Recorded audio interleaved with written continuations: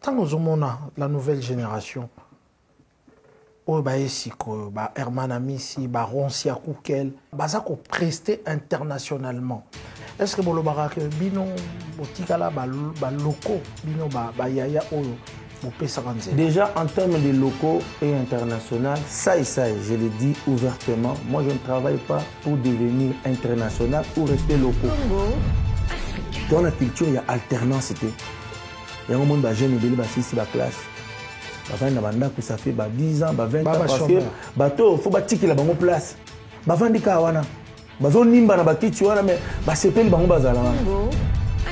On n'arrête pas d'entendre parler de Sokoda, les droits des auteurs et des droits de voisins et tout. Est-ce que dans le Sokoda là, est-ce que vous vous retrouvez? On t'a déjà appelé pour être rémunéré? Moi, il est là sur mon talingi qui a fallu. Mais batu oh balinga faire jamais la mona rabolba na banque pose net. Mais attends, c'est quoi? So la linga fali na lingi fali bon tu connais ça ndeni. Otika ko sala ba film depuis quelle année pour se concentrer kaka na publicité.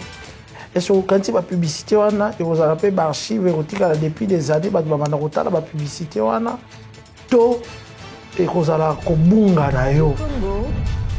Moi, je me demande, pour me faire nourrir, pour nourrir aussi ma famille.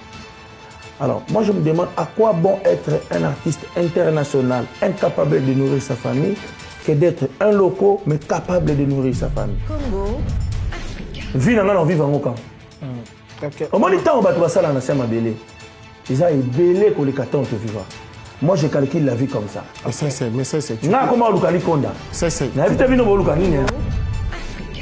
En fait, Congolais, les gens ont se pélisser, mais on souffre, et ça les bien. On a beau, c'est tout. On a un grand la télévision, mais la vie, mais c'est ça. Et ça, hypocrisie parce que vous avez traité. Bien, vous avez traité. Vous avez côté, pour penser à la bino, même vous savez la bino. Et je l'ai même bino le rôle à neti. Faut que vous ayez net. Bino, nga musala na net, tinga na za net te.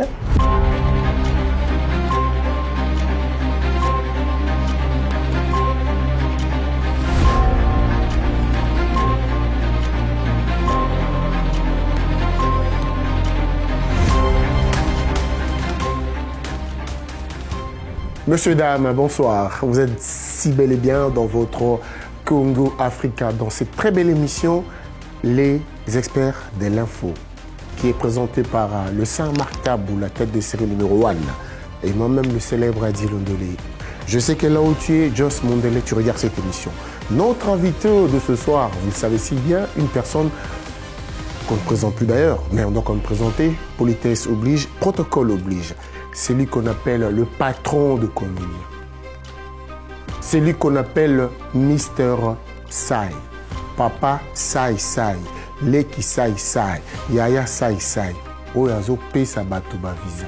Oyazo na batu na poto. Oyazo sala ba spectacle. Avec nous aujourd'hui, Sai Sai. Sai Sai. Fiston, bonjour, sois le bienvenu. Merci beaucoup. Bienvenue dans Paris. Ah ben oui. Oh, micro. Non, mon bang. Oh, bang, micro. L'idée, on se bat au bang, attends, on a écouteur à retour. Baka sango totun. On va botter mon totun.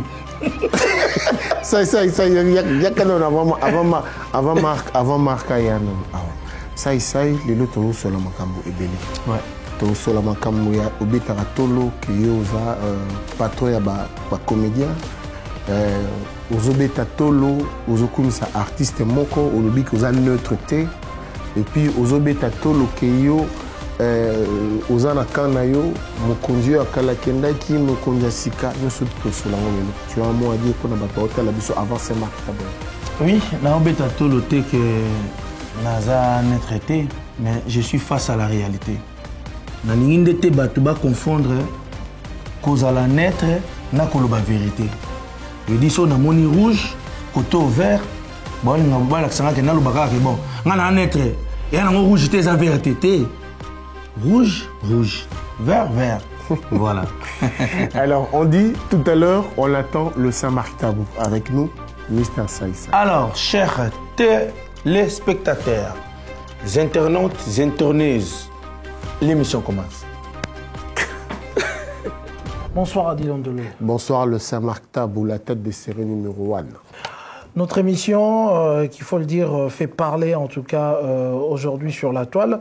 Mais aujourd'hui, nous allons recevoir aussi l'humoriste, le patron des humoristes, le patron de comédiens, qui, il faut le dire, est une personne controversée aussi, parce que à chaque fois quand il vient sur le plateau, il vient avec ses théories. Il s'agit bien sûr de... La question que je me pose, est-ce qu'il sera vrai ou bien il me fera la comédie? Est-ce que ce qu'il va dire ce soir, aujourd'hui, là, ça sera vrai ou bien ça sera juste la comédie, il va nous faire un show? C'est ça aussi le problème que nous avons. C'est ce qu'on va voir. C'est ce qu'on va voir. Il s'appelle, mesdames, mesdemoiselles et messieurs, Fiston Mafinga Saïsaï, qu'on a connu depuis des années. Il a fait la pluie et le beau temps. Il continue de le faire pour la RDC, pourquoi pas l'Afrique. Fiston Mafinga Saïsaï, bonsoir. Bonsoir les experts, Monsieur Adil Ondolé et Saint-Marc Tabou. Voilà. Alors Fiston, c'est un plaisir de vous recevoir pour la première fois sur ce plateau des experts, mais en tout cas en premier lieu... D'entrée de jeu? D'entrée de jeu, effectivement. On vous a vu venir en Europe et directement dans la scène de Herman Amissi. Oui. Comment vous vous êtes retrouvé dans cette scène-là? D'autant plus qu'il y a eu des comédiens qui sont venus ici en Europe pour une tournée. On n'a pas vu la présence de Saïsaï. Parlons d'abord d'Herman Amissi, avant de parler de la scène avec Herman Amissi. Herman Amissi, c'est la nouvelle génération. Herman Amissi, c'est un nouveau souffle dans notre métier. Alors, quand Herman Amissi il a eu l'idée de prester en France, alors ses invités, parmi ses invités, il n'y avait que des Ivoiriens, il n'y avait aucun Congolais. Du Congo en fait. Peut-être un Congolais grandit peut-être en France, mais pas un Congolais qui vit en République démocratique du Congo. Alors voilà, en travaillant sur son spectacle, il s'est dit, mais pourquoi pas rendre hommage à une légende. Et voilà, il a fait ses calculs, je ne sais pas comment, il a trouvé en moi ces capacités-là de lui accompagner au Casino de Paris. Voilà pourquoi je t'ai invité. C'est bon. Voilà. Alors, Fiston Saïsaï, aujourd'hui, il faut se le dire, on n'arrête pas d'entendre parler de Sokoda, les droits des auteurs et des droits de voisins et tout et tout. Est-ce que dans le Sokoda, là, est-ce que vous vous retrouvez, à part le Sokoda, est-ce qu'aujourd'hui, il y a encore un problème de leadership entre toi et Massoumou? Ben, il n'y a pas un problème de leadership entre moi et Massoumou. Parlons du Sokoda. C'est comme si c'est... Moi, beaucoup de structures en République démocratique du Congo, les choses s'organisent entre les amis. Hein? Je parle bien avec Saïsaï. Il y a l'argent du Sokoda. Venez, on va partager, on va distribuer. Toujours. Vous allez voir toujours, il y a un groupe de gens, les mêmes personnes, qui revient toujours au même endroit pour partager. Oh, il y a eu l'argent pour les autres. Donc moi, je ne me retrouve pas dans ces histoires-là. On t'a déjà appelé pour être renuméré? Non, on ne m'a jamais appelé. C'est normal ça? C'est pas normal, peut-être je suis classé déjà d'un côté à bateau aussi, Bazui. Alors il faut aider les autres. Ah, voilà, mais souvent, tout le monde a rabattu. Peut-être. Tout le monde a rabattu Bazui, Nyoka Longo, Blaise Boula, Baza Batupé, Bakoufa Anzalate. Mais tout le monde a souvent. Mais oui, ils ont un fort où Bazo géré. Et puis après, Bazo Benga, tout selon, Bazo Kanisela. Ok, ça va. Nous allons retourner dans Herman Amissi. Tant que nous avons la nouvelle génération, oyo baye sikoyo Herman Amisi Ronsia Koukel et tout et voilà baza ko prester internationalement. Est-ce que bolobaka que bino botikala ba locaux bino ba yaya oyo bopesa kanzela? Déjà en termes de locaux et international, ça, je le dis ouvertement, moi je ne travaille pas pour devenir international ou rester locaux. Moi je travaille pour nourrir ma famille. Moi je me demande pour me faire nourrir, pour nourrir aussi ma famille. Alors moi je me demande à quoi bon être un artiste international incapable de nourrir sa famille que d'être un local mais capable de nourrir sa famille. À ma limite, moi je m'inspire à Lingala. Me demander de prester en français, c'est me demander double. Donc, je veux dire, je réfléchis en Lingala, je m'inspire en Lingala, et puis il faut traduire en français. Par exemple, Herman Amis, lui, il réfléchit en français. Ouais. Et il parle directement en français. Okay. Ce n'est pas pareil avec Saïsaï. Donc, réfléchir en Lingala, traduire en français, ça peut changer le contexte de la comédie. Voilà. Et là, c'est que ça en lingala, peut-être c'est comme en français et c'est que ça en anglais. C'est-à-dire que le texte sortira du contexte. Et alors, maintenant, en termes de film, le problème, c'est un problème technique. Aujourd'hui, total, le film Jackie Chan en français, ce n'est pas Jackie Chan en français. Et ça, côté technique, il traduit le film en français. Okay. Entre Tabino Boyebi, en termes de technique, niveau, au Mboganabiso, tous en langue. Alors, on se débrouille. C'est l'artiste lui-même qui se débrouille avec des techniciens. Il y a Mboka avec des... Koloba maintenant, par rapport à la génération. Internationalisé. Ça, aujourd'hui, Nganazali, combattant, il y a domaine nangai. Et tant que domaine nangai, il faut se rajeunir. Donc, je veux dire, la vie continue. Je suis qui moi ça pour bloquer discipline mobimba musala moko mobimba batu nyonso fo basala et yo wana po yo bloquer ngo batu balobelaka yo mutu musoya te mutu musoya kotate pour aller loin.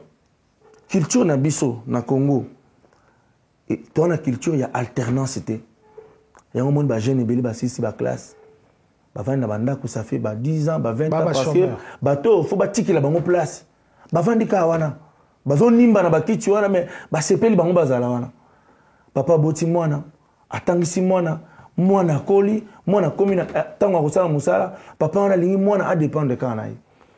Moi je crois que étant que bagarreur, étant que combattant, tu es un loco oyo aller sarabana.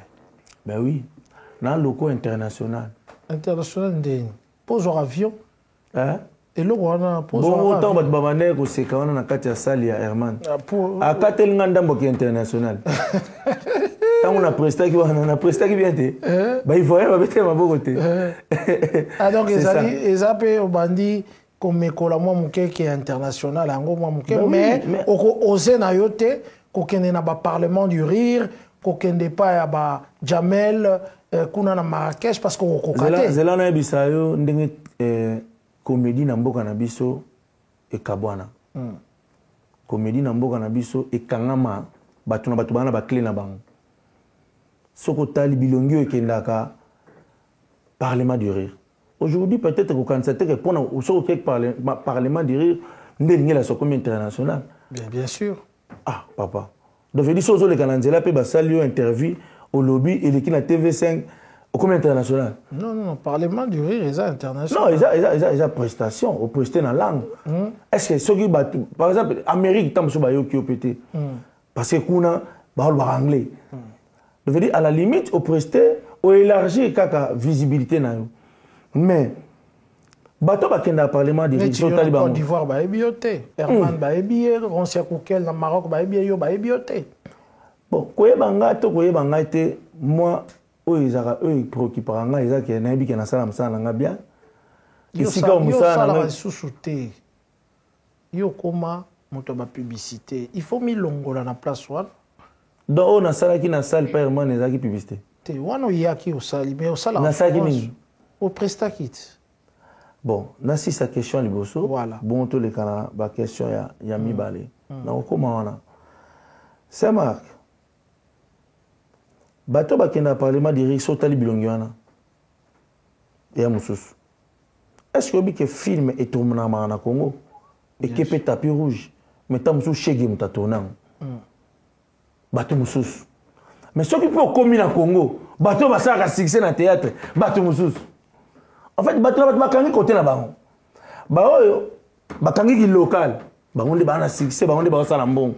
So il y a qui ni le théâtre au côté na Congo okuta ba sobe ba sai sai ba vie de loin ba artiste ba c'est belé ba international ba rabia mingi na mbongo hein ba international en tout cas yo mo zala en aéroport tant ba uta asko biloko na bazoya na bitike ba zala mbongo te mais bango biloko na mingi ba sala ngo na sentiment ça a besoin de visibilité. Ça c'est oh non so mutako ça la pose visibilité na sala. Na foire na Ouagadougou. Na bisi OK. Déjà festival peut-être le parlement d'Iri ba obanga obeng ça c'est. Ba obanga obeng c'était pona talent qui a kokate. Mais ba obanga obeng c'était mso babi ye faut cacher tes structures des athées. Ah, mais oui on a structure il faut pas comme le texte, otinda texte. Ba valider texte ezonga nde ba code sa yo na kata structure ba sala bongo te bo siko nga sai na bana ko le texte ça quoi sai na rala nga na mo ke beta ba kokoko ya kokoko est-ce que boko zonga na likambo obi ke déjà ba go wana ba artiste wana ba ndé mo na ba biso ba sai ndé na ba notoriété na niveau ba mboka na bango. Bango baleka na ba Canal Plus sur les cartes. Mais baleka na Canal Plus pour ne pas baleka na Canal Plus. Parce que siège de Canal Plus c'est ça. La Côte d'Ivoire. Alors, les gens baleka na RTN c'est la mboka na bango. Canal Plus na Côte d'Ivoire c'est le là chaîne bango ba na avantage parce que ba là la Canal Plus. Fiston. Obinga na tuna pardon hein. Na tuna question là. Na Côte d'Ivoire, na RDC, na population banen baleki. RDC. Na consommation ya Canal Plus, banen baleki. Est-ce que mon monde est normal? Côte d'Ivoire. Jamais. Peut-être oui. Jamais. Parce que ma place. Mais jamais, je vous dis que na Kinshasa, t'as le nombre ya bateau batar Canal. Canal Plus les gens tina banda comme nzanzo moni mutana Canal Plus. C'est juste Kinshasa. De veut dire un peu Lubumbashi. Mais le Congo profond n'a pas d'électricité. Mais moi je vous dis, le Congo profond n'a pas de télévision. Par rapport à la Côte d'Ivoire, la RDC consomme plus Canal+. Mais moi j'ai posé cette question. Mais pourquoi, en termes de consommation, c'est la République démocratique du Congo, mais visibilité, siège, Botiena, Côte d'Ivoire. Vous pouvez répondre à Canal+, c'est Yaka à siéger na Kinshasa, na Congo. Mais oh bah c'est nga bango ba intérêt ba pourcentage il y a un monde ba préféra ba qui na bango na canal na Côte d'Ivoire. Donc veut dire peut-être ça c'est quelque part à souffrir na qui ça a été à souffrir na politique culturelle.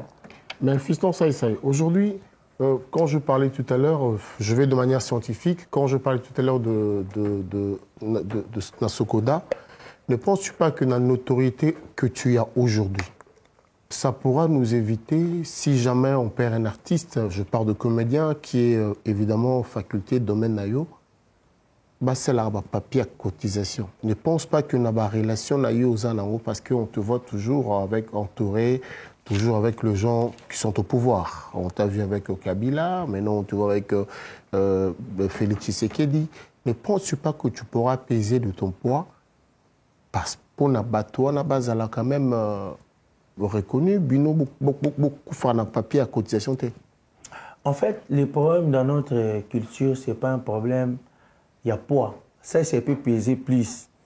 Mais dans ma mboka, c'est un poids et c'est un masse. Donc, je veux dire, on peut peser et belé, mais on a un côté. Mais si on peut peser, mais c'est belé, on peut peser belé. Quelques kilos. Donc, je veux dire, moi, je crois que Bitumbalanga Ngwana, il y a tous les jours. Ne penses-tu pas que vous êtes belé parce que quand on nous laisse entendre que c'est toi le patron de comédien, alors déjà quand on te dit le patron de comédien, pourquoi on dit ça déjà? Mais quand on dit les patrons des comédiens, ça c'est l'autoproclamation de ça et c'est lui-même. C'est pas ils ont été batundé batali compte batali banini. Il n'y a pas que les patrons des comédiens, il y a les rois du rire et Sobé. Il y a il y a les premium Bodo, il y a la reine d'Angleterre Mbali Osombo. Chacun de nous s'est autoproclamé na combo moroboé. En fait ba combo na boza pemé na artiste boyebi que chaque artiste à part combo ni batu bayebelier aluka ka combo moroboé. L'homme qui a mis l'eau dans Coco, est-ce que JB, tant que l'on a Coco Maïwana, donc, JB Mtachango, donc, combien c'est ses patrons, et il y a le bateau que, Azar Ambongo, mais non, il y a stimulant là, à mi pesi combo, et puis c'est le seul nom. L'homme qui a ça. Oyo, et Bundisa Maka. Mais oui, mais pas.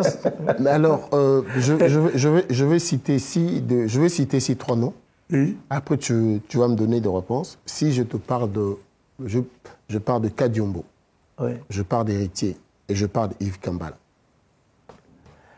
Kadiombo, lui, je peux dire, en fait, c'est. Au moment où Zakaria Loba a fabriqué dans ma bogonanga. Nous sommes fabriqués entre les mains de Mars Kadiombo, que son âme repose en paix. Et sur Tali, je l'ai la biso, Pakaloui, au Tali V12, au Tali Saïsaï. Chemin na biso pesa ramus. Vous en avez moins en commun. Tous arnés loko moko boye donc yo sala moi biso tous chance moi ndambo ba français to lo ba o ezo bima o e bimi kaka na kufana ba pemela ba Kadiombo na ko luka ko comprendre que bon luka na yekoli mingi te mais fona koma pire bateau ba yekola mingi na engagea ka ba débat pour na comprendre makamususu donc Kadiombo vraiment seule chance nga lobaka na kutana nango na vie professionnelle nanga ya kozala encadré par motoko à Kadiombo parce que lui obibiso to bateau chiki kepe na mulaite ale mbalamo obina sale la don okwesiko na muto alinga mamba chiki yesko ndako mozongo sona chiki ozomona biso Kadiombo mo be mona pebe ana déjà tala ba devoir na yo a contrôler ba kolata na biso ngana tchaba bilo matoi na makasi biso ba Kadiombo belo ya ibe o kati suko cheli na kati okuvo. Et parlons de Yves Kambala wana ba vina biso siko na iba ke biso ba seri to bandi sika vina Yves Kambala e futela na kitambo na veni na veni bandundu wana donc ba moni biso ndeto o banda hein ba moni biso ndeto o banda. Héritier c'est un ami. Héritier pena c'est un ami ngana kola l'esprit à leadership. Dans un quartier, dans une équipe. Maintenant, tu as un texte, comme un mobile, toqué, tabora. Na tabora, tu as joué dans un texte. Côté, il y a un texte sur un héritier. Il y a un rosoye. Pour qu'il y ait un bête, il y a un balai. Na côté kuna. Nga héritier, les lois, un musicien. Nga, il y a l'homme propose, Dieu dispose. Parce que nous avons un héritier fagas à jouer. Et puis, tu as un année par but. Nous avons une mère balarme, sous ce monde appelant que pour héritier, bon, nous avons le débit, mais débit, 200 000 moukombos. Ok, puis nous avons dit, moi 20 000 moukombos. Pas de l'abus. Ah, on a débit, on a débit. D'ailleurs, écoute, on a coupe, la finale, tu as un débit, on a foutu débit. Équipe adversaire, puis ils ont aussi débit. Dédé c'est comme final. Tiens toi ça bien. Toi la débit.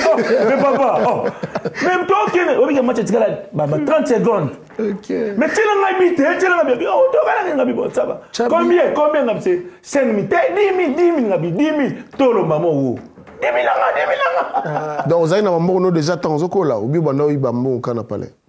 Est-ce pas leadership te mon na koti pas mère na bendi mwanini quand là. Mais c'est quoi, certes, peut-être au sol au banc quelque part, mais quand tu as commencé dans tes débuts, on t'a vu imiter le Mpaka de Mongo et tout, et même d'ailleurs, moi j'ai des coups de fil, faut battre là, à Mongo. Après, ça perturbe un peu les gens. Mongo, mais, ils ont côté, ils ont Mongo. Oui, et là, na boya oloba nga koma période mo so bo remaka so batu na ekolo na nga bité nga zaka congolais na liaka na zoka biloko bato Quand on est arrivé en l'an 2010 avec Wiranson pour le concert des Zénith, bande onanga kitambo tozala na association morote oyo ke bana kitambo ba se réunissaka batala ba problème na bango à cette époque. Alors la vanda boye na hôtel bina monanga paf jumo boye bana njili bayi baye je sobe. Association bana njili ba kene sobe obi ke soba zonga tala biloko banjilo ba pesi. Après quelque temps, bana makala ba suivi vidéo le ba kena parce qu'on a vendu bana kitambo ba yam koni. Namona yam ko mozu bokulaka wana mongo yaka la kenda na joa biloko bato kwa ana mongo. Mwana biso o pe ba bokulaka lo sako isa nkele namona kitambo biloko na kala ba suivi. Bokulaka sako ete ko mari a solé. Donc na benda ba plan bat et comme je on a une mission so ba tous nos écoles so bi bandu on a laissé ba foot ba plan donc on a vraiment 100% bandondo. OK. Père Azam Mopende, mère Azam Mokwesu. Donc 100% pena bandondo mais na côté professionnel na pena mungala. OK. Na pena mungala pinda na boulot na nga na tia pena ki mungala wana pena donc banfuka ngate bata iloko moko te. Ozoka makofi poni. Mungala te. Ah bon? Mungala faka makofi. Bifo. Moïse Motato donc faut qu'on l'appelle makofi. Voilà, ça tokomi na moment oyo batu balingaka émission oyo les experts. Les experts, tu vas expliquer comment est-ce que les experts et les caca. Mais tu as quand même tout là, et le roi congolais balingaka costume, le roi a dit à la kisabiso kolata costume, kocha à moi cravate et tout. Le roi bandeko balingaka biso tam tam voyage mokili mobimba. Tu peux essayer bambote place à Zali, tu rebossanate. Bato bazo continuer kolanda biso pe ko partager biso ba patience mon kendi de longues jambes moi si à pembe. Alors ça otika ko sala ba film depuis quelle année pour se concentrer kaka na théâtre to na publicité. Est-ce que tu ne vois pas que dans l'avenir biso institut rozalate après des années après 40 ans 50 ans biso rozala souté ozomona te ke bandeko oyo oza na bango lelo oyo bakomi na bafilme ebele baza koarchive babiloko na bango lokola bandeko na biso basila lokola babellevie lokola la duchesse et consort et tout yokangami kaka na publicité est-ce que quand bapublicité wana ekozala mpe baarchive ekotikala depuis des années bato babanda kotala bapublicité wana to ekozala kobunga na yo parce que à part ba film tournant na ba condition il y a bien té et puis mingi pe ezali vraiment na YouTube na ba qualité bien té et qu'on sala que ça dans l'avenir ba to bandi maté que c'était un grand comédien na mboka na biso. Oui, Congolais c'est le peuple oyo azaka amona mulili liboso mais a continuer kaka. Tant akoya na libulu sima azongi mbango moya kwela libulu Congolais za tobanga kotika likambo oyo omoni ke eza mabe ezomema biso na libulu parce que tobanga ko risquer omona moment on a tiki likambo oyo ezala moment na nga ko bunga nga natali na bakulutu na nga nyonso na mona liboso ba papa na biso ba maître paille ba papa na biso ba mangobo ba papa na biso ba ngadiadia muto azwa décision lobaka na tiki théâtre azate mais ils a peut-être voyagé atali mboka atali talent atali voyage condition de vie aponi na epoto atikali na poto mais ça c'est le courage là ya kolobake ngai na tiki peut-être o bango ba monaki po batika bandima ko parce que kondima ko vanda na poto à l'époque ils ont vraiment condimé ça pourquoi raison pour la parce que les lois outils autour les lois de communication ils ont quitté internet ils ont quitté c'est pourquoi même à l'époque on appelait l'Europe cimetière il y a des artistes alors ngai n'a eu courage wana pour la première fois depuis que le Congo existe que comédien moko boye bomisana ki nene loko moko boye alors bina tiki yango po eza eloko to sala ngo lulenge longo banité yo zo benga ngo bien film mais biso moko to benga ngo déjà nini théâtre déjà na appellation eloko to sala déjà toi déjà na problème on déjà ce que problème eza déjà na niveau d'appellation c'est que problème est comme il peut na saleli parce que ce que oyebi ko benga eloko yo zo sala kombo na ngote c'est que oyebi eloko zo sala te mais attention le mot théâtre ici en France faire du théâtre ce n'est pas facile pour faire du théâtre c'est exact kilo mot théâtre le bal plutôt à bengamino batama boké mais ici en France c'est un mot français théâtre c'est pas facile je parle des termes bah oui le théâtre na kilo na yango eza lo lenge moko ya kosalela likambo babengi kombo nango théâtre. Je veux dire, ceux qui ont commis na balabala, au tché caméra, au salle d'action, au tout abatou, on est là sous le théâtre. On a bon théâtre et on a mis un niveau d'appellation. Ceux qui déjà bilambo yolati, au commis au bengango, par exemple, jeans, c'est que vous avez bien là cité. Donc je veux dire, pour banda koye ba combo ya eloko. Nde bando ba ke ah eloko na lati kombo nango boy. Alors biso to uti kaka na likambo salongo bane ko sala. Omoni salongo to bane ko théâtre de chez nous. Mais comment kakati? Il faut takate musalango yango tiki. C'est la question ya ko futa kututé. Parce que aujourd'hui personne va me contredire que le théâtre il faut takango biso et le côté prévané l'aksanga yi mutu moko oyoyebi que parce qu'il fait le théâtre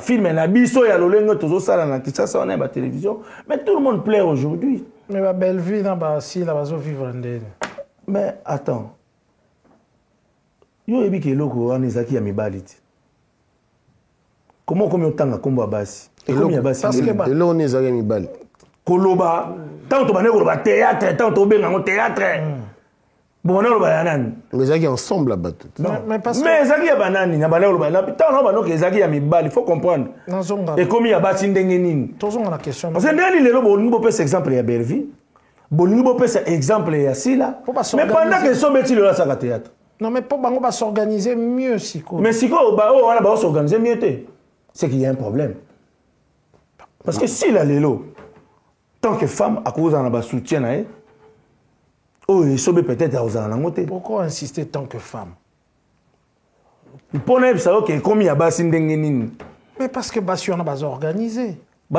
ndenge nini yebisa biso pour biso ebi le lenge peut-être programme d'organisation zéro na bisayo voilà quand tu filmes na YouTube engeloba bino no so bokumo zela ba vue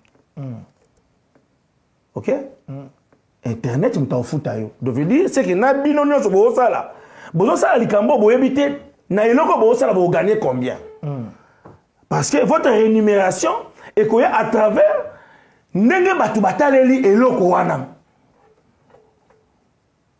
mais ba gagner quand même mais maintenant ce que yo bana otala ba vue aux internet bana o calculer so ba film ba Belleville ba film Sila calculer ba vue calculer nombre ya ba acteurs au basali sans compter ba réalisateur sans compter ba monteur et ça là c'est quoi diviser na bato wana nyonso mais ata gagner 1000 en fait 2000 et Zambongo abanda ko gagner tête oyebi Basila à l'époque mais non c'est mal ça doit quand même faire et ça quand même ba congolais plaisir moi ça j'ai dit aujourd'hui j'ai gardé mon côté humoriste j'ai dit bon OK d'abord pourquoi bonimo tcha baninga na boumou parce que chez nous être humoriste veut dire avoir un groupe de théâtre il faut les gars à la télévision est-ce que ici yo vanda na poto au quoi même ça un groupe à jamais debout comme on diega sala ah mais non son pesa c'est comme ça la bongo à quoi ma beza wapi to vanda so ki ko payer to salim au moins to yebi quelqu'un moto sala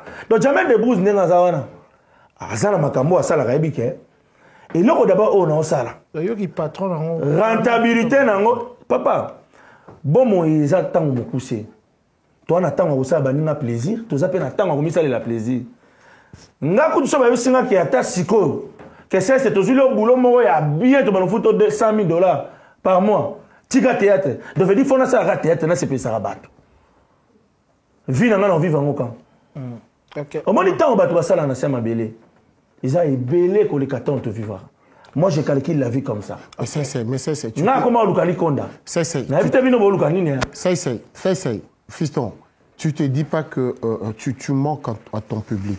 Tu te dis pas que le public ne va pas manquer ou la cas qui biso filmé qui se tout le monde filmé.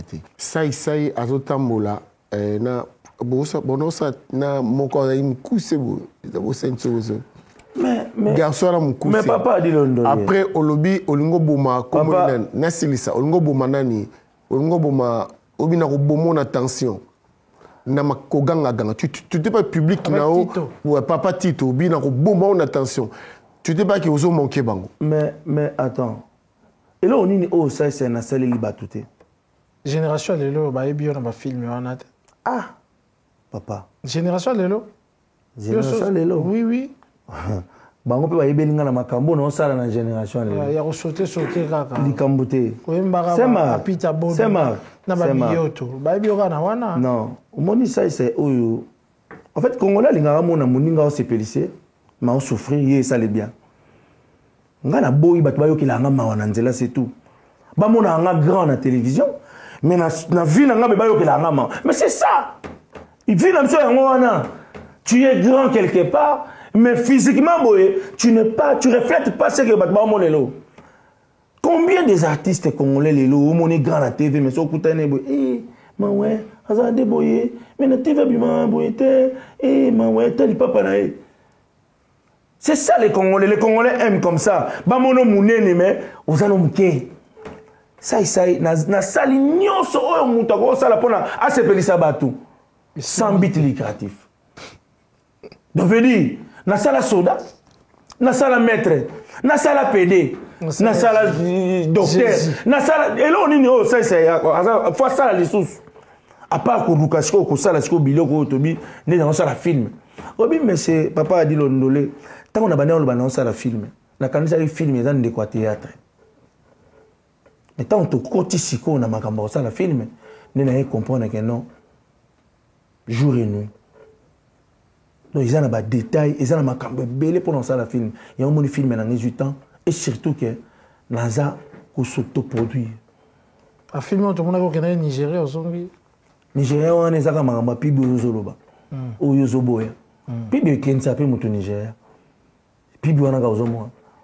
Obinga naza le seul artiste lelo parmi naza parmi ba seul artiste congolais lelo so nani yom to comme ça pub moins cher na Congo au Brada ba prix à pub ba agence belé ba là pour na yo et comment boyo publicité ba na foot en liboso et belé cher et comment ça na ba turc soki na ba indien ngai asa bango ba pub ba fo est-ce que obi ke banda ngai pesa tant na za ki net acteur ya ko sala la ba agence ba pub veut dire que ba yeko zo lokola acteur agence mon peut-être ka foot en 500 oui ba ina ba agence wana benga bango ba la soit contrat mo na ça c'est bando ya ça ba pub pa na bino bon on fout combien.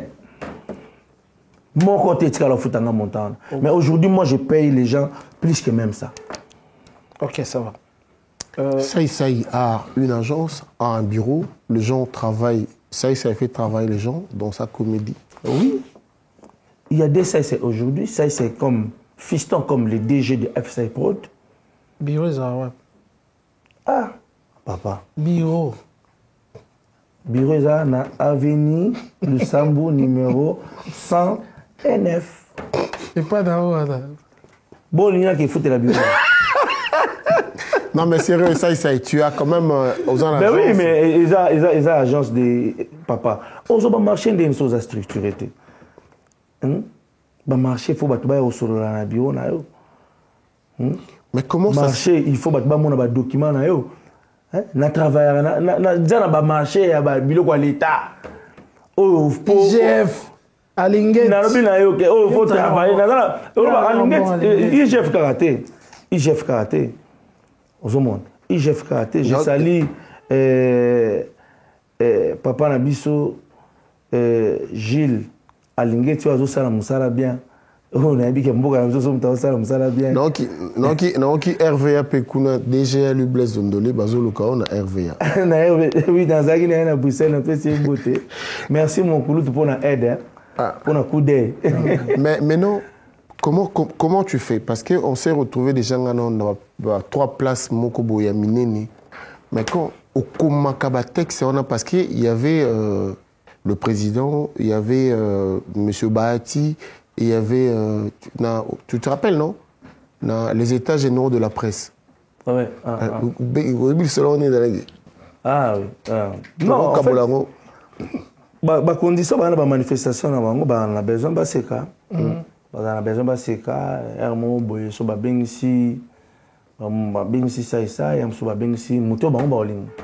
Je vois aussi ba comédien muso ba sala ça dépend on a besoin na style na genre nini ba ya muto bango ba linga. Sikoyo dans linga ka se marque pardon toujours tozalaki wana sketch au salaki na temps ozalaki na président, parce que tu as pu aussi qui ça président, n'a pas pasteur. Maintenant, je me dis, tu l'écris ou bien on improvise on a bateau sur place. En fait, basket, nanga tombe proposer a déjà marché. En fait, na la salle basket mon imaginaire. Pinzate que bateau bazana X yozo bete vraiment sur la Y. En fait, ce botali na basket nanga na société na ba public na jouaka en fonction à bateau ba liboso nanga.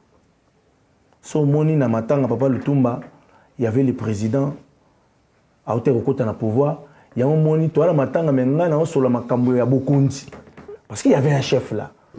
Pour la Xabatu que ah non que président Félix au mona makambo musu kabila zala ika mabete o baba ndeko lobela yo pe koyela yo. Moni on a bandi sketch nanga za bokundi partout na. Mais bete le biso so la ngote. To kabola ngote. Non, na betika ke. En fait, na histoire wana na ngena sandeni. Nazo décharger Kabila. Naza ko charger président Félix. Ngelo banini. Ya longwe. A kiti site. Yozui. Au monde apeka makambo o ya bana au monde. Donc on a bana lo baké. Za mo konji partout mais na Congo te. Au monde match zo beta mana na Espagne. Real contre Barcelone. Cristiano a raté bi. Mais Congolais na Congo. Ah bah non, Cristiano a raté bi ote. Kabila fois kende kaka. Ya Kabila nini na kati ya match wana. Ozomona. Par exemple na spectacle asuka oyo bi wana taona boy gali subi na moni papa mso Bayati. Bayati Lukwebo. Maman na beti li solo ya famille mo bazana ndeko na bango ya journaliste ya presse écrite. A comment article mongo sur un politicien. Politicien na sepela na ngotebi na pouvoir on so politicien ba dans mboka na biso a beti sa famille wana famille mobimba. Tara likolo ya journaliste ba beti na ministre ya famille. O azana ina makambo akini ndeko ya journaliste était. Ba beti na maso famille. Alors famille wana ba se décider ba bi banda lelo. Biso makambo politique e bébé bonga. To tikala ko lobela ka liso politique te. Mais le roi baza swahili jour mo baza na prière na famille ba osambela to ba osambela na swahili Mungu uko bahati ta baba Mungu uko bahati ba constater qu'il y a un politique qui s'appelle Bahati ba changer prière Mungu uko bahati mais hapana Lukwebo. Hapana Lukwebo. Merci mais bon il faut quand même comme loba ça yoza quand même ingrat nani yo oza ingrat et puis profiteur. Rebi que yo awa oza pas si potambola na ba combattant parce que tu as accompagné Kabila pendant tout son pouvoir et comme dans la dernière minute Kabila tiki biso na maman Olive lelo koma kokanga mana Fachi na maman Denise côté kuna babenga wa ingrat. Surtout dans les Cambo Yorobaki. Donc, Toyebi président Félix, le seul président Toyebi. Non. Vraiment. Et Bimiso Ingra, Bayambaro et Soussou. Attends. Bayambaro et Soussou. Dans notre pays, on n'a pas eu que comme président. C'est tout sur Bayambaro et Soussou na Kingakati. Nabike, papa. Okendra les Soussou. Lelo Kingakati, et bando yamba biso, lokola, bakondi na biso. Baza na pouvoir. Ba ope mbongo na bango comme pe ya olia pe ya ekenge pe. Kabela au Jeep. Te. Babimbo comme ya Kenge. Papa a dit Londolé. Oyebi biso to ba victime ya internet ni bandeli. Ça, Keiboye, Asaliboye, c'est faux. C'est faux. Maman Olive a donné des jeeps, mais des jeeps aux artistes et comédiens. Et Bakumbo na bango ils connu Iban. Tel que yo. Ngaite, na liste on a zarate. Mais on lia mingi. Na Bakumbo na zarate. En fait, mère wana, maman Olive, bamona peut-être na musika. Comment on a une pembeni, c'est Aza maman moko ayebi ndenge basala injustice sur la bengsi bato. Ça veut dire soki ba bengsi bino nyonso bozaki 10, soki on paye ça 1000 francs. Alors bah jamais que ça c'est le roi usa ça c'est soit 10 000. Peut-être après sikoyo. Nga nazara riche na mutu nanga. Nga na $10, na ke olia place bato ba olia na $9. Parce que nabi que peut-être si on a lié na $9, on a telo bipe na ko kufalanga. Mais mutu musu ye olia lia na no eloko nzoto zo senga e, ya zo calculer mukolo na amonité. Répondre à Bisson. Donc répondre à Bisson non. Non. Ils allaient bon ça normal. Bisson nyoso. Faut changer les côtés. Faut changer les côtés d'ine. Mais aux arrêts sous côté qu'on a té Bayambaro soupé. Donc veut dire c'est que mboka mon bato ba ingra pour président Zaï Kabila. So ba football comme fonctionner ba Kabila fouti bato. So Kabila te mta président. Donc ne ba fonctionner ba que zo mbongo na fatia fouti bato ba benga. C'est na toujours quelque chose qui est dans les sous ba manifestation na bango. Te so manifestation zali ba obengi sanga na kei. Mais kala. Hein? Kala. Mais comment mingi na oyo. Mais bino bolinga ndeni mokili ke ne liboso bino bolinga bozonga sima ndeni. Président ekomi président Félix Antoine Tshisekedi Tshilombo. Est-ce que yebi ke lelo na golo bela Kabila likambo boye eleki nango pe normal to sambi lokwa bato normal. Et bon au sambi sénateur mais Félix la mute ko ba outrage za na kati ba nini. Mais on nous laisse entendre que avoir c'est pas ça question ingratitude. On n'est pas bato balingi tozalaki na mokonzi kombo na ye président Joseph Kabila Kabange. Mais on était là pour l'accompagner. Mais je veux dire ceci. Il est pas le but. Est-ce que barango ke ngai ça vidéo en dans internet. Ouais. Babengisa biso na fête moko. Ezalaka inauguration je crois il y a parc il y a Kingakati. Babengisa ba artiste belé ba journaliste ba te belé. Ezaki président Félix Otoko Tasika. Biso mesana ki 18 ans quand même ke belé, ça quand même belé na ko mesana ko benga mutumo première dame. O longolango jamais na une semaine. Nga na osa la vidéo. Vidéo on est dans internet. Ouais. Na osa la vidéo. Obi première dame. Na bi maman Olive première dame. Na bosani parce que maman Olive Moutako, toi je ne suis plus première dame. Première dame Ezali, maman Denise Nyakero. Donc, elle est ingrate de soi-même. Non mais attends, les choses changent. Pourquoi na bengo profiteur ya di Olimbi Sangai? C'est parce que yo linga kaka place makambo eza. Tala lelo yo, bozo yo kanate na isobe. Parce que soba lingi te que bino ba artiste. Beaucoup ma ba jale liste ya ba artiste mosusu. Ça veut dire que au tiko le monde musicien, chanteur te, agoma porte-parole ya comédien. Mais yo zo sala yango, yango na on dirait li passe à nous sobe mikolo, bozana le même point de vue. En fait, être un porte-parole, voilà, ou peut-être répondre au questionnaire, c'est deux choses différentes. Voilà. Ah, on va répondre à la question à Bino. otuninga makambo ya Kabila donc veli na komi porte-parole ya Kabila to na répondre na question na yo nde na vandi soko otuninga makambo mambiko kote koma mambiko kote ko bimate ok musika ko pour nous comprendre donc pour combo ebima faut ezala na référence ya masolo otobeta a ozomona sans pour autant que la porte-parole ya mutu sans pour autant que la pencher na mutu artiste neutralité na yo face à ma musique eza lelo yo ozo crier tout haut et tout fort que oza warrior na tikalo ba jamais en aucun jour na za yo za bayanga batunanga nde babenga bayanga suprême mais en termes ya musique na loba ngana spiritas naza master ya héritier lelo na ko kende na chambre héritier alali na fongoli na koti ngana ko kende na chambre héritier na bina na zo loko ai loko aloba na ngate héritier to discuter ka lokola baninga pe to vandi be to discuter lo mo ti 4 heures to super solution te to continuer discussion lobby. Après, j'ai un grand frère qui s'appelle Fali. Je veux dire, quand je parle des grands frères, je veux dire, Toyebani, Aïbi maman nanga, Aïbi bandeko nanga, Aïbi grand frère nanga, Babetane ndoule, Aïbi ni soto kutani, Balato solo la rappelant que Aleki nanga, Aleki adoli, Jani. Voilà.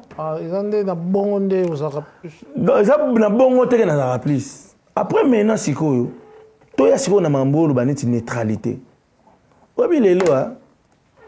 En tant que leader d'opinion. Nga lelo na obenga kozala naître. Et ça hypocrisie. Neti Bussonaya a dit boyetoza au milieu du village toza ba hypocrite. Oui. Bobino d'abord et ça hypocrisie parce que boza naître été. Bino mo pe boyebi on kende boza naître été. Boyebi côté ko pencher na bino ezali même musala na bino nde.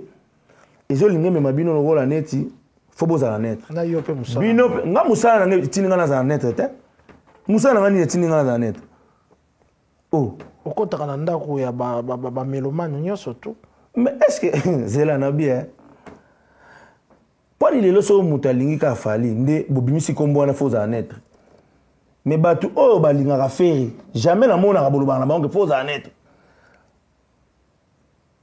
mais attends c'est quoi so na linga fali na lingi fali bon siko na sandeni kozala netre lingi loba nini bato bakasa kozala netre lingi laksa atozo mona makambo ndenge ezokende oloba te yango na neutralité non kozala netre lingi mpe koloba ke fali abetaki na lion abeti na lion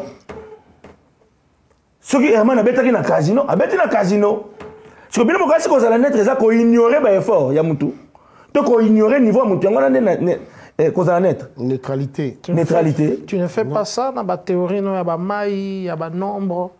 Mais quand il y a neutre, il y a une maille, il y a une logique, il y a une logique. Quand il y a neutre, il y a une et puis les lots. Vous avez un téné sobe pour nango. Tu as un téné sobe ndeni. Et sobe dans la façon il y a un mona makambo. Ngai pe dans la façon nanga il y a un mona makambo. Nga lobi na ngai na sala makambo kwa mungala. Mungala so za likambo na olobela yo. Et Sobe, en fait, a un style. Et Sobe, en fait, Limbisanga, il n'y a pas Limbisanga, côté Azali. En fait, et Sobe, dans mon avis, a moi péré. Et Sobe, a moi péré, mouké. Et Sobe, a moi, a banga makam. Phénomène péré. Peut-être qu'il va dire. Peut-être qu'il est sage, mais il est prudent. Il est sage. Papa, mon amour de Nabiso, ils ont un monde d'esprit. Monde est un monde terre, malili te, monde est un monde d'esprit. Batu oyo ba okumbe la monde, ba batu ba un esprit. Do yo ba so ba un esprit te. Te na habite un esprit te, mais eso be devant ba problème, er moko à l'achat. Ngale so be toza lokwa mapasa. Et na ba mapasa ki ndape ka bon. Moko azala chaud, moko azala mo malili. Il y a pona côté malili. Et ça te ka ça pe. Est-ce que ba ke biso uta poto na oya. Tozongi kin. Après, tu as Angola, Cop Mobina Bill. Bill a l'équipe na TV. A lobby. Bah, dipon, on a ma mémoire, bango poto, bah, tondité. Yango na ju bango na kene ko lesa bango miliki na Angola. Ngabi, ah, te sobe. Comment Bill a kolo ba msoboy? Mon biso photo répondre Bill. Papa, to utami ki tozana ba complet mo biso mbali ya ba soda. To lata bena ba complet na ba soda. To comment ti RTG et soba bi ah. au monde na ngai. Yo zakano shoyo lobela e. Mais je profite de l'occasion. Ça, attends. On nous laisse entendre que Kozoba Visa na Kisasa est difficile. Tout le monde a... Papa dit, c'est bon, poser ma question, oui. Nabano aussi, ça va répondre, c'était. Ah, ok. Parce que Makambo, il y a tout qui Parce que le régisseur de Tchabiso. Si ça reste. Donc, est-ce que Big Lelo? Mais il peut ça un peu raccourci pour tout ça. Voilà. Au moins, il est là. Du coup, il faut donner le bas. On a net. Et puis, tu vas boum, tu me connais ça, banane. Banane. Kaba net. Net à où que je poison par X, à la Y. Net à quoi? Pour bouiller ma position, n'a été. Mon dinero qui est de l'élo, bah, se positionner. Au cause à la tête, à minute, yomoko, bouiller batté, aux amoutoinan. Il y a Iggy la coiffe, tabaïkote, tu as Iggy la coiffe, oh, Moutanzambe. Les amours, Moutamokil. Eh, madame, il y a cause, la réalité. Bon, tout le basico au bout. Au moins, ma camba fali, n'a pas fait, oyo. Ils ont sentiment. Mais tout ça, ma cambo, ils ont préoccupé biso. Par exemple, ma cambo, quoi, il y a une politique. Il y a des préoccupations à biso. Mais tout ça, naître na kuna na kati. Tout à l'heure, il y a autre chose balanga awa. Et ce bazar naître na makamba fali na feri. Mais na makamba kabila ngana et ce beto naître. Ah, tu dois tous aller naître té. Mais bon, ah, bolanda ambo. Na lobi na ok, tous aller naître té. Naître zo qui peut mambongo to mambongo té. Na bi na ok. Makambo ezo préoccupé batu. Et ça politique non? Ana musala. Na politique nde ba fonctionner faut ba futama. Na politique nde il faut banzela etongama. Na politique nde ba hôpital fait tongama. Mais tous aller la naître té. Nde yo lingi ngana zala naître entre Fali na Ferry. Mais est-ce que entre Fayoulou na Tshisekedi faire à naître? Maman Denise, Nyakero, Fayoulou na moi c'était. Est-ce que Bato Balingaka faire, Baba Fayoulou Bate? Bato Balingaka faire, Baba Katumbi Bate? Mais pourquoi yon ngolak sanga ke nana Bato faire au Balinganga? Mais bon, ça faire était que Maman Denise, moi c'est il y a Fayoulou pas ali. Peut-être qu'il pas bateau, il y a Fayoulou Balingaka yo. Mais peut-être qu'ils n'ont pas de relation. Mais alors moi j'ai des relations avec. Alors, il ne faut pas dire qu'ils n'ont pas de relation. Si ce soit mis Maman Denise qui ont pas mais non, c'est pour dire que peut-être moi aussi j'ai des relations avec tel musicien. Dis plutôt ça. J'ai des relations, non seulement des relations physiques, mais j'ai des relations aussi. Il faut avoir des affinités. Non, j'ai des relations réelles. Des relations dans la réalité. En fait, dans mon avis, c'est comme ça. Je ne te donne pas le droit, chaque fois, il y a ma plateau, dans ma théorie, il y a ma maille. Les leçons, il y a la mission, mais on dit qu'on laisse comprendre que Kozoba Visa, dans le Congo, c'est compliqué, c'est très difficile. Et les gens qui ont eu des visas, on a vu le problème de Wazekwa, de pas mal d'artistes pour nos visas. Et Saï arrive à avoir des visas pour ses collègues. Quand on dit que les visas sont difficiles, comment tu comprends ça? Ben, papa, au moins, il y a une bêta. Oui, Ramimi, sont en 2010. Mais, si l'an 2012, 12 ans après, il y a une carte et l'on y a pour que nous ayons visa. Parce que, biso ba tcham sona mutu ke koza visa et c'est le quoi passe. En fait, koza visa na Congo ezaka ko lakisaka ke pa mundele ke ngandi na okende boye na ozonga. Na crédible. Ce qui peut okende ko vanda. Ezape na procédure nango. Soko okende ko bela. Ozokende soin, et ça fait la procédure nango. Ce que ozokende kotanga, et ça fait la procédure nango. C'est remplir la condition. Remplir la condition. C'est tout. Et ça va remplir la condition. Il y a un émission que moi na ba théâtre tout ça là. Yo kitaki ba nota na ba groupe non so ba l'action mikanda na bango o tout ça il a théâtre. D'abord théâtre mikanda ni tout ça là. Ozo mikanda le quoi neti nini. Yo mtagi na pakaloyi na modero. Te. Ngate mnagi na bango. Vous avez deuxième question, vous avez deuxième question pour Yves Lacoff côté à réagir. Non, ils ont la question, on sait répondre, c'est bon. Ngate munayaki na bango. Baba ndeko na ngai ndi tozaboye to centre daka. Ozomona. Koya na poto eza makambo ebele. Omoni, isenga okoza pe na visa pe kufeli yo pe na kini. Okoza la pe na possibilité substance okende mais viser zate. Donc moi je crois que est-ce qu'un jour ça va spectacle na ba Zénith ba wera ba mema kibino est-ce que vous envisagez vous taper ba Didas ça marque mon ça c'est né azoya na poto boye na ya osakana te yamba loba na loba ina bino na tourner film maintenant on continue en réalité aujourd'hui film lienga lienga pena que 8 ans et inchallah nzambe ya osala lokwa tokomi na biso déjà na fin kala te bomona na linga suko le manga motel li bat ba vivre vraiment en réalité. OK, ba spectacle ni beta yango moni na li nga linga ko kende mbala moko na côté nga michaka. En tout cas kala mingte bozo date na bino ya spectacle ya sai ba bienvenue. On est un rêve, il faut perception date. Oui. Dans le bino déjà que ça se prépare déjà. Oui, ça se prépare, ouais. Mais Zelara est préparé il y a tout. Mais yondo tout ningati. Oui. Mais oui, à tout mais oui beaucoup date sur y a date. Bon c'est là. Et puis on a la bino date. Bon moi on a oui, gacho banga makamute. OK. Dans seulement on a France ça. Bien sûr. OK. Bien sûr. Et puis na batu musoso. En tout cas, ça merci. Na show en froid na idéologie na oyela biso lelo surtout les gambolobi na biso ya koyemba fayulu wana yo osala ba joujou le belo zo le sur télévision to yeba ki pour bando le ka télévision te.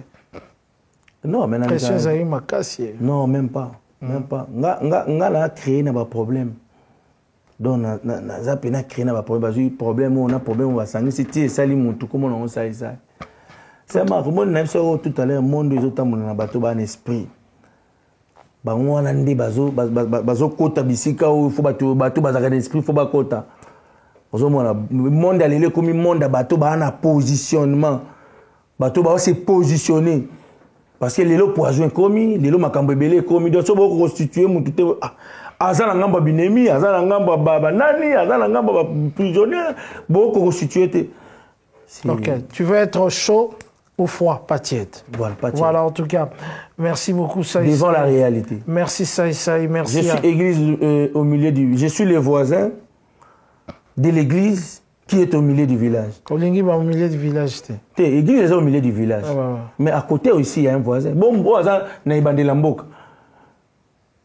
Nanda ko za pembe na église. Malgré l'église est au milieu, mais voisin n'est pas allé. Oh, yoka ngonga ndé monter na mutwa musika. OK. Viens bien, disons, nani René Lo quoi. Dessin c'est OK on. Na OK on. Ils ont makasi. Très bien, et bien en tout cas vraiment félicitations na Fally Ipupa pour les logos sur ça. En fait bino bo comprendre était to batu belé ba limosa ngona ko ya ko boya ko comprendre que lelo na mboka na biso même biso ba comédien même musique.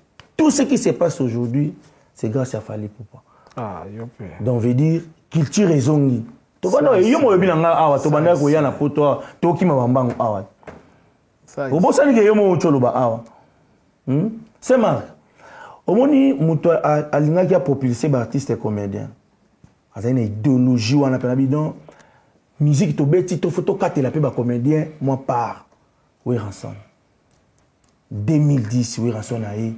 Mbala liboso ba artiste ba prester na salle moko mythique ya awa Zénith de Paris grâce à Way Ranson. Et c'était notre dernier concert Combat Bandi.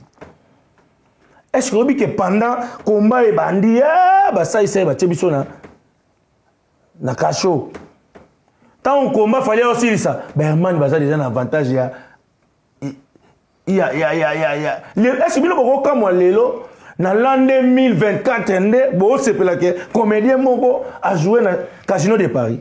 Mais le Casino de Paris, il faut déjà dans l'an 2012, l'an 2011, l'an 2014.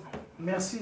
Voilà, on continue un élément là. Non, mais il faut quand même reconnaître, il faut quand même dire qu'on a eu de comédiens qui ont presté dans des salles ici. Nous avons eu de Ngeleka. Voilà. Nous avons eu de P.A. Sonam à tourner un film à Lumumba, Venabiso Moulaïbou.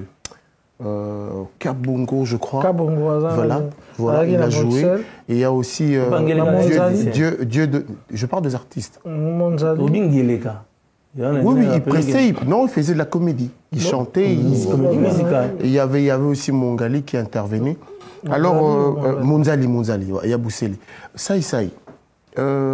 Année prochaine, tout ça là-bas, award. C'est-à-dire que ce autant 5 meilleurs au Baixé na Moussala na Bango. La musique, le sport, la politique, la journaliste, la comédien. 5 au moins Baixé na domaine. La politique, la musique. Autant la banane. Bon, pour tout qui est simple. La musique, n'aime t'exceller na 2023-2024. 2023-2024. Fallait pas. Ok. Na théâtre. Na 2023-2024. Maintenant, il faut, quand on parle du théâtre, mon musique est la musique qui m'a la manque. Maintenant, on va théâtre, c'est quoi? Vous avez comédie. Parce que toi, on a humoriste. Toi, on a théâtre, na comédie. Herman Amis. Herman Amis. Tu es na politique. Na politique.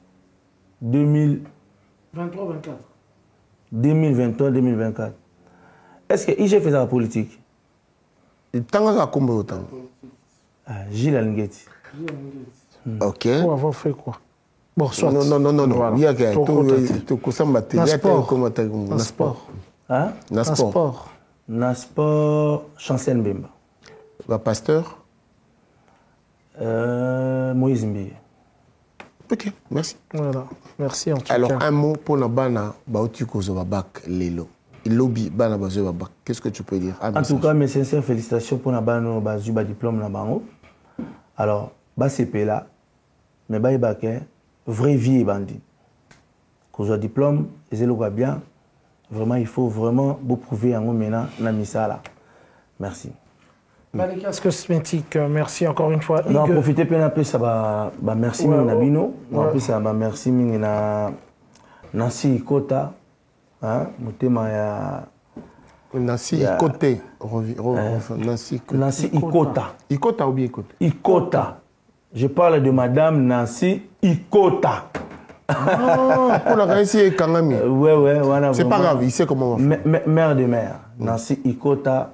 Maman na Monseigneur na pesi bambote sikazali na bosanité Judith Bungudi donc maman na Anna Maria na bosanité na pesi mbote na Yaweli Mouché Nicolas Damboka 00243 na bosanité Hervé Mafinga le Parisien noir na bosanité mon frère et ami même père même mère Hugues Lacoiffe Ikote na pesi bambote to je salue tous mes enfants. Je t'allie Rolanda Bisso, mon ami personnel Aboubakar Lionda, Nzambi Mongwabi, Abou Santé Olivier King Makiadi, un Canadien de plus au Congo, un Canadien de moins au Canada. Merci. Donc, en tout cas. Voilà, quoi. Merci Balikas Cosmétiques. Moïse Moutato, Boussel Massan. Pardon? Moïse Moutato, Boussel. Ah, na pese bambotato na bosa répéter l'arbitre. D'ailleurs qualité, il y a des follow tant vous pesa mbote Moïse Moutato ça non. Ah, Moïse Moutato na pese bambotato, Moutato atato la rara. Donc c'est gali na bosa TV Mike Makema l'arbitre. Et puis na le patron de tous les artistes et comédiens Katangé, Serge Maseba. Prophète Blaise Manzambi pour na nyonso za pour na biso. En tout cas, merci. Balikas Cosmétiques. En tout cas, prophète Blaise Manzambi, mon pépé kala embara, azani bon, a embara ba pesanga kombo ya mampati pour la mona na passe. Ba pesanga kombo ya Manzambi pour na stali la Nzambi. Voilà. Alors, Balikas Cosmétiques encore une fois, Hugues Lacoiffe Ikote azalarande à Saint-Marc, batubele bawelela enta baikote, lelo na zongelie de Cosmokoko Blaise Mafutol, Picha Picadilly, Zingaya Angola. Et puis merci Koyago Belisha, Andy Louawa, un enfant pas comme les autres. Néo Tam Tam Voyage Bruxelles, Paris, merci encore une fois. Patience Mukendi, des longues jambes. Moi, si à Pembe, ou à Landa Kibiso, Adi Londolé. Oui, merci. Et d'abord, on a Fiston Sassaï d'avoir répondu à notre invitation. On a partagé un très beau moment. Je sais que Yves Lacoiffe Ikoté était de la partie et évidemment Moïse Motato. Je remercie mes enfants, mes filles qui ont réussi leur bac. Je parle de Esteban. Esteban, félicitations. Kenaya, félicitations. Bino Batobozu, Babak, na Komise Bino. Nabo Sanité, Léa, Ndaya, Soki Moninga Bali, Sepela. Maître John a fêté ses 40 ans de mariage avec Maman Otto. Félicitations. Batumso Sunan Kout Babalité. Mais, Batumso, on ne sait jamais, mais ça va. Non, ils ont des Moussapi et Koto. Alors, on a Nabo Sanité d'Écosse Moukoko. Isaac Mbengi, Jomas Manzambi, Hervé Mafinga, le Parisien noir. Je suis encore avec Néo Tam Tam. Néo Tam Tam, pour le transport, pensez à Néo Tam Tam. Dekos, oh, Devos Moussouba, na piste Devos Moussouba en beauté, na Bossale Moutouté, Adida Tankoui. Je pense n'avoir oublié personne. L'équipe technique est là toujours pour nous. Bella. Merci, je vous dis à très bientôt et bye. Bye bye.